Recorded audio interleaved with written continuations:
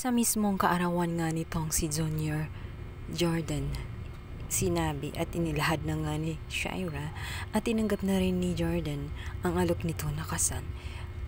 Yes, si Shira mismo ang nag-alok at pinangunahan na nga niya ang desisyon nitong si Jordan.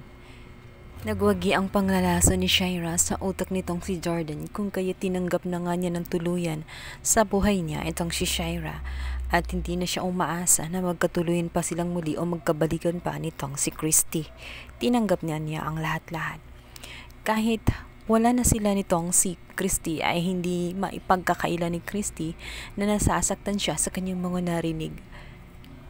Sinundan ni Jordan itong si Christy at sinabi niya na kung okay lang ba siya. At buong puso namang sinabi nitong si Christy kahit na iba ang nararamdaman ng kanyang puso na wala na dapat siyang ipag-alala dahil hindi na naman siya ay asawa. Matagal na silang divorce at kung ano man ang kanyang plano ay wala na siyang pakialam roon sapagkat wala na nga siyang karapatan. Ngunit hindi matatanggi ni Jordan na nasasaktan nga niya itong si Christy dahil umiiyak ito habang kausap siya. Ngunit wala na silang magagawa kundi tanggapin na lamang ang katotohanan na talagang iba na ang sitwasyon nila noon at ngayon. Sa kabilang banda, dito na may kakausapin niya ang kanyang ina at sasabihin ng kanyang ina na hayaan na si Jordan kay Shira.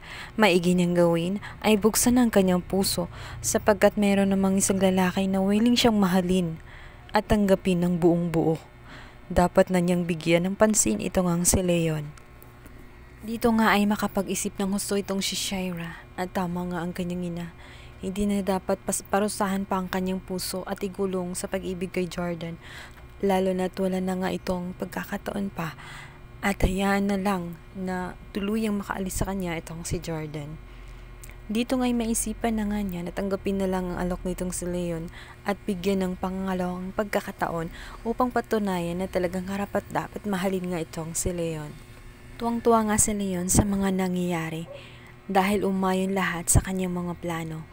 Kung kaya't nais rin niyang makasiguro at pinuntahan niya ang kanyang kapatid na si Shira upang sabihin na kailangan higpitan niya si Jordan.